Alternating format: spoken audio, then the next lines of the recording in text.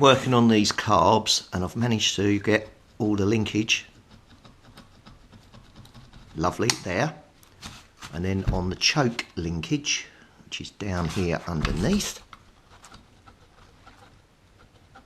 got all that nice. So I need to put these carbs back together and I need to balance them up, because if you look down at these two butterflies in here, right, this one on the left is moving like a flapping away, the other one isn't even moving, so they are well out of balance.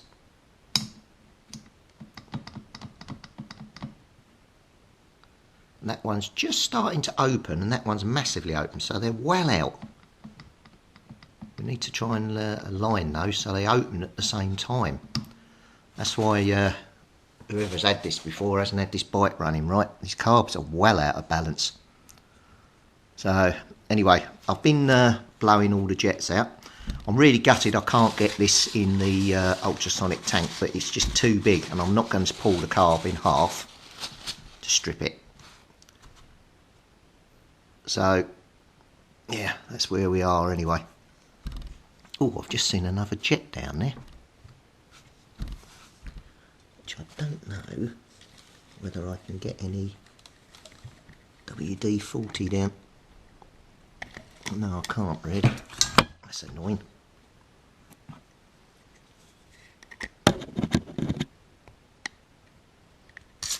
Nothing in there. Nothing in there.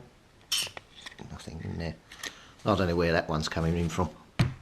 So I've blown all through all the jets I can see. So anyway, I'm going to start just to clean this up a bit more. I'm still not happy with the cleanliness of it, and then I'm going to see about getting this back together. I've got all the bits laying here. I've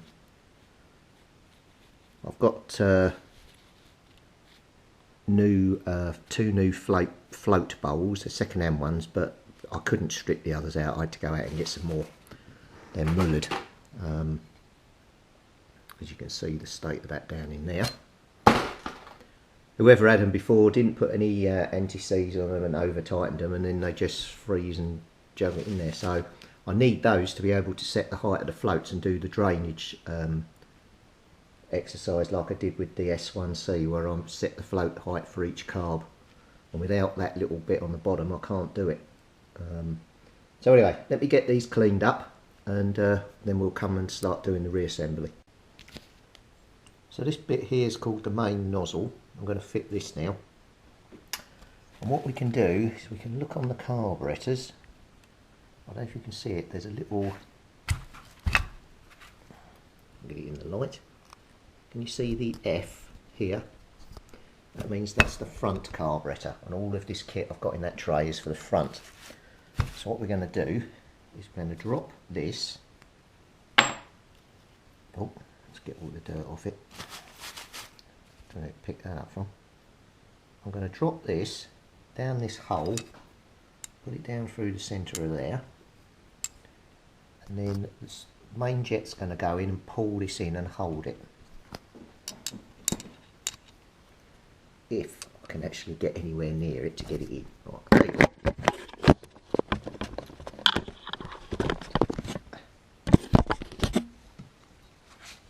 you look down the hole there. I'll drop this down here. If I can get my hands on it. Oh, Jesus. Get it in the hole. Right. And then that then pushes down in there. Then what we have to do is flip it over. You can see the end of it sitting there. That should sit in there. Now what I've got to do is get the main jet, which is that bit there, and its little seat. I don't know if I've got new seats. Right, I'm going to just double check this carefully, make sure I've got the right one in the right carb, because the front and back carbs you would think had the same size jets, but they don't.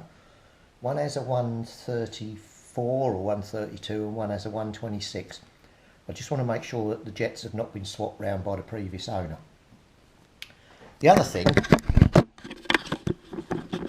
when you're doing these jets up, oh, that screwdriver's too big. Let me just go and get the right size one, and that's the key. So when you're doing up a main jet, that's better, just so it seats, and then just a tiny bit more. You don't need to screw it to heavens, you know, because it's just a hole. That's it. Right, that's tight. I can get that undone in the future again now. I've got no problem at all. And that's nicely in there. Right, let me get set for the next one, and we'll start putting the other bits and pieces in. I don't know what the camera's doing at the moment. It keeps going on and off. Right, this is where the needle valve sits in, then shuts the fuel supply off. We'll have the floats above it. I'm going to go and get a little box spanner to tighten that down. I'll be back. I don't know how easy this is going to be to do. So the needle valve drops down into there. Then the float, the little arm of the needle valve, this bit here, hooks onto this tang in the centre somehow, like I'm going to have to do it slightly different.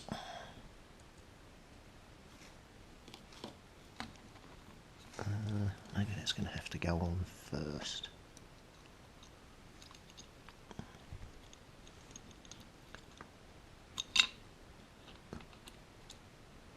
That's it. Right.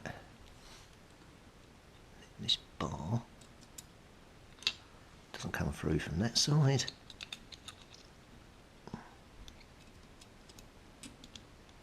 It does from that side. Pushes through. If I straighten that up, like so.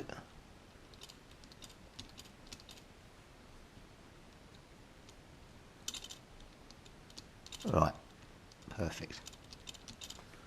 So that's on there.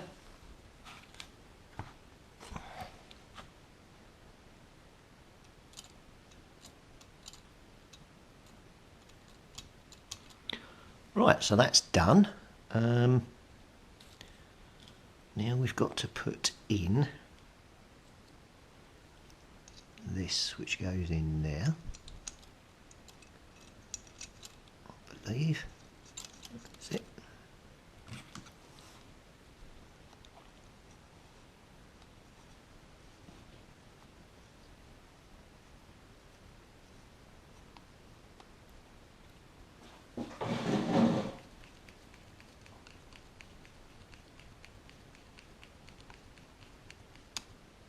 I don't know if this is, I don't know what this bit is. I'm going to have to look this up. I can't remember if this has a setting that has to come out so many turns. So we'll seat it.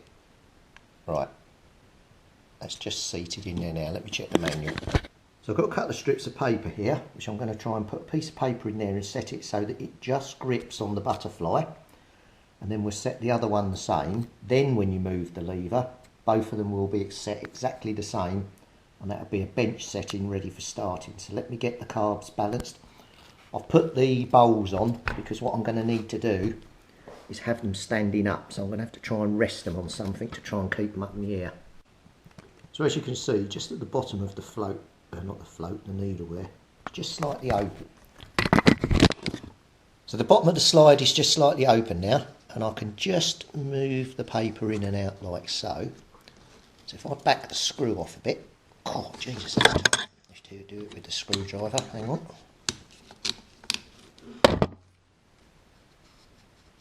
Still moving.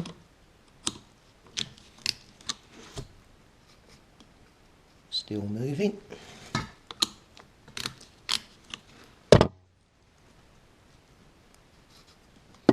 Still moving.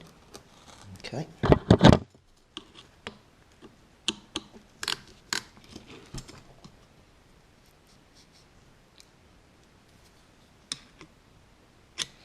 I need to just lift this a bit.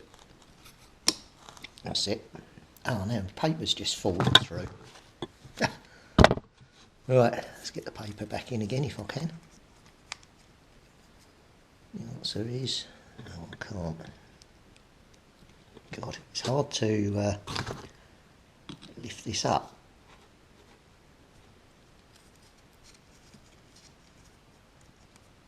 Right, that's got it in. It's still a bit tight. Sorry, a bit loose.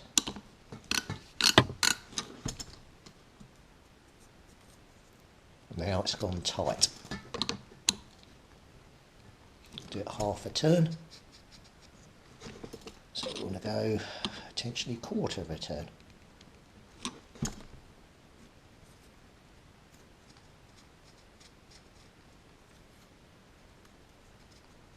That's just nipping, I think. Go an eighth of a turn.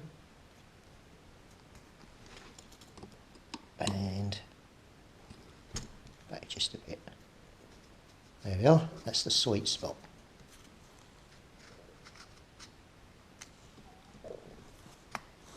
Right, perfect. So flip that one round. What I need to do is there's this screw in the middle. I don't recall whether I've greased that one up, so let's get this out first. We'll have a look. The answer is no, I haven't. So I'll just get that out in the garage, give that a clean, come back, and then we'll put some grease on it and put it back in. So that one's done. And that one's done. Now, if we move the sliders,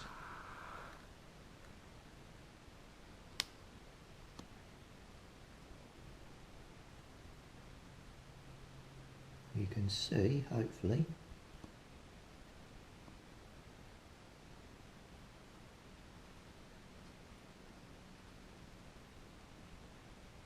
they're both moving at the same time, so the carbs are balanced. So that is brilliant. Right, so that's done. So now I can get on with putting them back together. So I'll take the carb bowls off and we'll start putting the components back in and check the float height. I've been noticing this more and more on Chinese gaskets, that they don't actually fit. Here's a good example. See the pen mark there? I've got to cut that nick out the gasket to make it fit, or otherwise it hits one of these emulsion tubes. So let's get the Stanley, not the Stanley, scalpel, see if I can precision cut it. So I've cut that, but you can now see the gasket's got to go back, and there's a slither of metal here, so it's got to move back, which means this pipe here is stopping it, so I've got to cut some out of there. It's a bit hard to see, but I've trimmed all the way around the front of this one to move it back, and I've done the same here, exposing this hole at the top and for this tube here. It's lined up all right actually. So next thing I want to do now is see if I can check whether the height of this float is set correctly. How you do that I don't know, I'm going to have to read up, because I'm finding my way with these carbs because I'm only used to Makunis.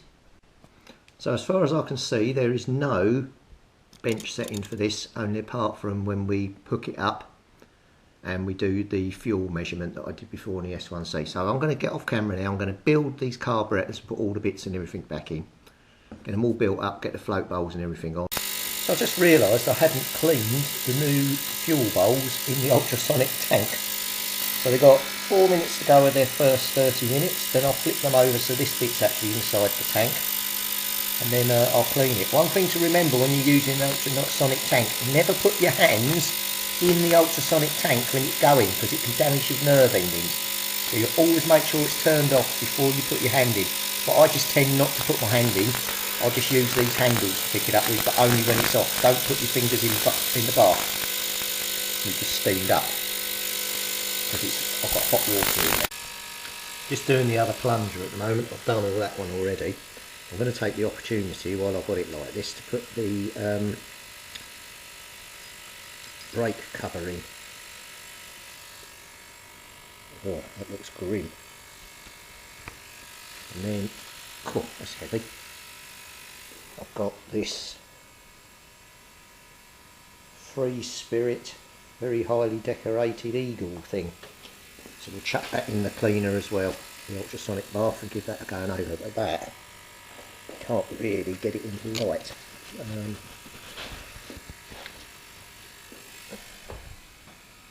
You can see the grime and sludge on there, so we'll give that a good clean as well.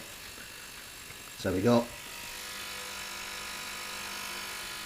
34 seconds and then that plunger can come out.